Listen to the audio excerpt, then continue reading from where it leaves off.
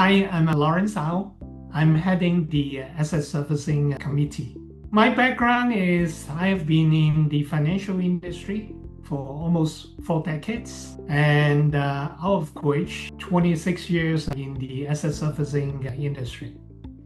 I was the Asia Pacific head of the security services for Northern Trust and BNP Paribas for 16 years combined, almost building the business from the ground up until they become one of the major providers in the region.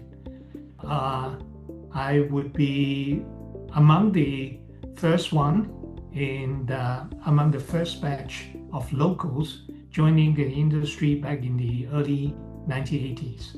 When I first joined, I didn't even know what custody asset servicing is all about. I believe I have a lot of experience to share with all the members of the Financial Executive Club. Most importantly is to align with the objective of the FinEx Club, which I believe, first of all, is to become a think tank, and then secondly, to provide a social networking for all the members in the financial industry, and then possibly to train and perhaps to help fresh graduates to look for job opportunities in the industry. And I think the reason when I first talked to Morris about joining the club is I'm quite passionate about providing education about the asset servicing industry, because even though I've been in the industry for almost 30 years, I feel that it's an industry that is not very well known to a lot of people. A lot of people don't know what custody asset servicing is all about.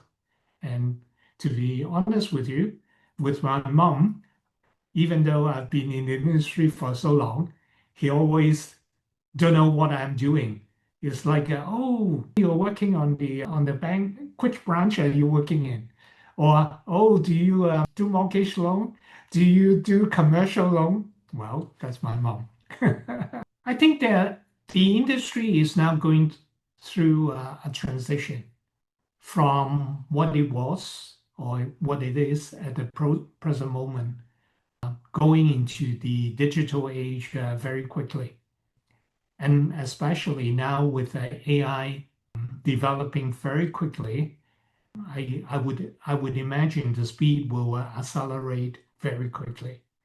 There are a number of things that are happening. One is tokenization of assets, then digital money, whether it's actually in the central bank digital currency or in crypto or other type of current money equivalent.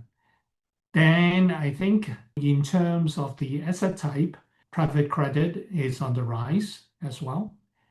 And then at the same time, new technology are emerging. DLT, which is now happening quite quickly. So I think in 2026, these are some of the things that we'll focus on. But again, asset servicing is not divorced from other type of other parts of the industry. It is providing the infrastructure. It is providing the plumbing to the industry. I would imagine I will work, or our committee will work a lot with the other committees, whether in digital assets, whether in private credit or many other things as they come along, to provide a much more complete and comprehensive view of the development in the industry. We just started the process, and I've put some thoughts about that together with a few other people. Asset servicing is quite wide. Apart from custody, then it covers fund administration, it covers trustee, it covers quite a lot of other things. And then in terms of assets, like what I said, their alternatives, their traditional assets, and all that. I hope to be able to recruit members for each of these specific area, and especially people who have been in the industry, for example, over maybe about 20 years, who actually have gained a lot of experience, currently working in senior positions in their respective institutions. I hope to be able to recruit about 6 or 8 people joining the committee in the coming weeks. And we have already listed a number of candidates, but at the same time, we welcome people raising their hand if they want to join our committee. To the industry, first of all, like what I mentioned before, we hope we will be providing some educational value to people working in industry, especially those maybe who freshly joined the industry. Because one of the things about asset servicing is that you don't actually learn in the university.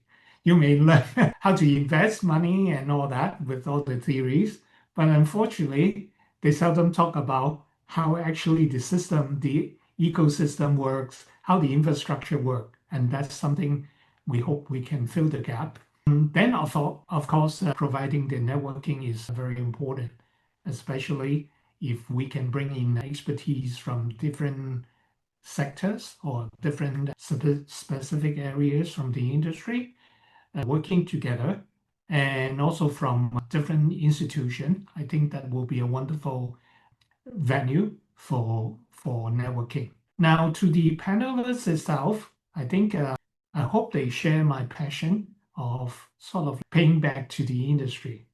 I think that we especially for myself, working in the industry for 30 years, built my entire career, I felt that it's time for me to give back to the industry and hope they will share the same thing.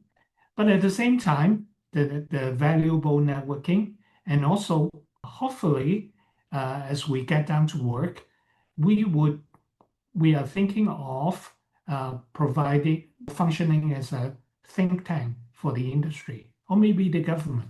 For example, from time to time, the government will ask for consultation on a specific area. Now, maybe we can put our brains together and then provide feedbacks on that, so that we can another way of connecting with the government, and at the same time hopefully provide some important and valuable input to the industry. I hope this committee, apart from all the serious thing that we talk about, is a fun group that we can bounce back ideas among each other, and then they felt all benefit from it. Well, FinEx Club has a lot of ambition, and I think we are sort of searching our path as we go along. I can see that from 4 months ago when Morris and I sit down, the direction of the FinEx Club has been evolving and is getting much more specific than before. And I think is, for those who join the committee, we will be doing the same thing, defining our path together. What I had in mind just now can be evolved, and also we can help FinEx Club to evolve again to be a wonderful organization that benefit the industry as well as society.